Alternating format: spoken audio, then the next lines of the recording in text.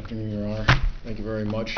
As may it please the court, as amicus, we're here to share some insight in terms of the outcome of this case and the ramifications this case may have on the insurance industry. And although we don't make up a great deal of sympathy for most people, the insurance industry, it also affects all of our insureds, which in this case are physicians or any professionals that will see their rates go up or have availability a threat to them. So, I'd like to rely upon our briefs and my certification, but I want to expand on it briefly.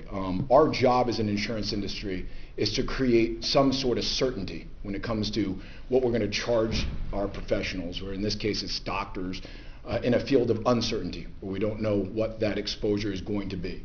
And this case strikes at the heart of that uncertainty. We set rates based upon what we think we can predict and what we think that outcome would be.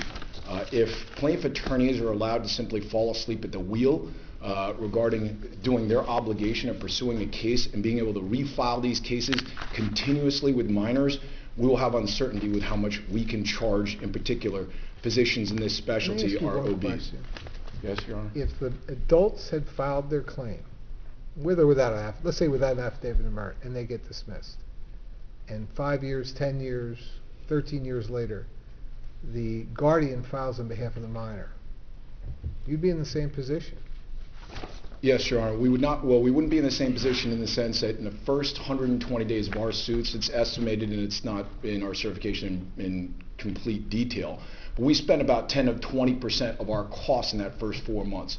We send out our files to experts. That's not what I'm asking. I'm just saying, I understand what you're saying. The minor is going to hang out there till they turn 18. Aren't you in the same position you're complaining about and subject to a valid malpractice suit if the adults file their claims day one and fail to file an affidavit of merit? You know there's a minor out there because that's what the basis of the malpractice really is, the injury to the minor. They get dismissed. 10, 12 years later, the guardian files on the minor's behalf. Aren't you in the same spot?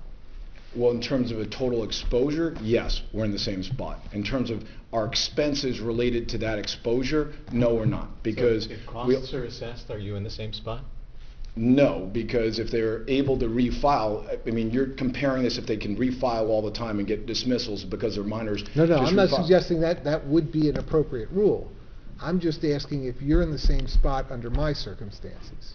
Under your circumstance, are we still exposed to the same liability? Yeah. Yes, the answer is yes, but not expenses and not availability, because we have reinsurers that go based and reinsure our policies. So depending on how large you are, we purchase treaties on our behalf to insure ourselves, and they deal with claim years of when they're actually reported.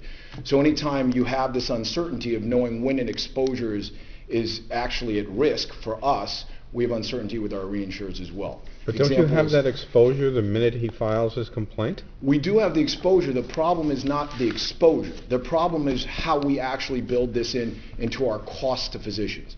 So in other words, at the end of if we have a claim that's brought up against a physician, let's say in November of a certain year, and it's reported, and we don't know whether or not it can be refiled, we have to actually set up a reserve. We set up a reserve. We might have to trigger our reinsurers to tell those reinsurers this is what we're going to pay in premium for that reserve of that loss. And your reinsurance, the reinsurance that is available to you may change based upon when that claim is ultimately brought. Correct. As well as the fact that the physicians themselves, believe it or not, the largest insurer in the state of New Jersey for medical malpractice determines rates based on what they reserve for a physician in terms of their defense or their indemnity. So subjectively, an insurance company, we're not like car insurance with drivers. We have very few things to predict what our losses and our expenses are going to be. And one of those things are what we call loss runs, which is what we put up for reserves to pay for expenses in terms of a case, as well as the merits behind that case. So if I have my understanding correctly, that if for example, this case were put on hold through a voluntary dismissal and then potentially could be refiled years from now, the reserve would be put in place for the physicians involved and their rates could be affected. Right.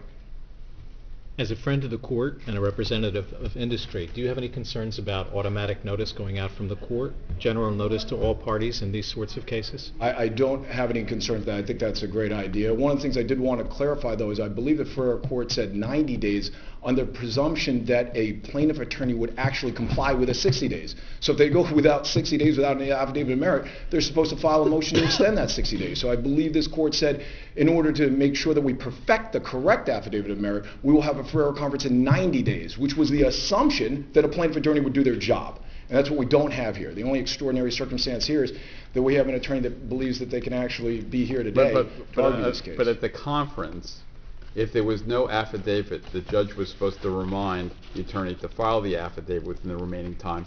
And if there was a deficiency, the defense attorney was obliged to tell the plaintiff how it was deficient, correct? I was under the impression only in that second part, that the Ferrero conference would only examine the deficiency of the affidavit of merit and whether or not it was the right Covers specialty. both. Okay. Anything you'd like to add? No, thank you very much. Thank you. Thank you to all counsel. We'll take the matter under advisement.